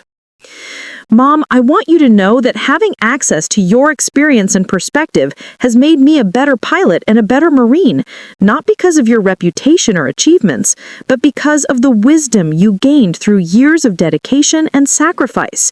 You didn't just teach me tactics, you taught me what it means to pursue excellence with integrity." As Sarah reflected on the year that had passed since that transformative dinner party, she realized that her decision to reveal her identity had done more than simply reconnect her with her military past. It had allowed her to integrate all aspects of who she was: warrior and mother, legend and civilian, the woman who had once redefined the possibilities of aerial combat, and the woman who had chosen love over glory. They were all the same person, finally integrated into a complete identity that honored every choice she had made and every achievement she had earned. The young Marines who had inadvertently forced her revelation had become extended family, regular visitors who brought news from the military aviation community and sought advice on professional and personal challenges. Staff Sergeant Rodriguez had been promoted and was now responsible for training younger maintenance personnel, using lessons learned from Sarah about the relationship between technical excellence and mission success. Corporal Washington had been accepted to officer candidate school and was preparing for commissioning, carrying with her insights about leadership and responsibility that Sarah had shared during their many conversations. Most importantly, Sarah discovered that excellence wasn't something to be hidden or apologized for, but something to be shared and used in service of larger purposes. Her achievements as Phoenix Chen had value, not just as historical accomplishments, but as ongoing contributions to the military aviation community that continued to benefit from her experience and insights. The secret that had burdened her for over a decade had become a source of pride, purpose, and continued service. She was no longer hiding from her identity as one of the most accomplished fighter pilots of her generation. She was using that identity to influence and inspire the next generation of warriors who would carry forward the traditions of excellence she had helped establish. Standing in her kitchen on a quiet evening, looking at the photographs and memorabilia that now occupied places of honor throughout her home, Sarah smiled as she heard Jake's voice from the living room, where he was entertaining another group of military friends. This time, there would be no careful deflections, no hidden knowledge, no suppressed pride in achievements that had cost her years of struggle and sacrifice. She was ready to share her story, her insights, and her continued commitment to the values that had made her legendary as Phoenix Chen and fulfilled as Sarah Mitchell. The warrior and the mother, the legend and the civilian, the woman who had once redefined the possibilities of aerial combat, and the woman who had chosen love over glory. They were all the same person, finally integrated into a complete identity that honored every choice she had made and every achievement she had earned. Up next, you've got 2 more standout stories right on your screen.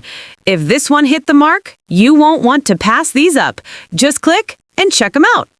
And don't forget to subscribe and turn on the notification bell so you don't miss any upload from us.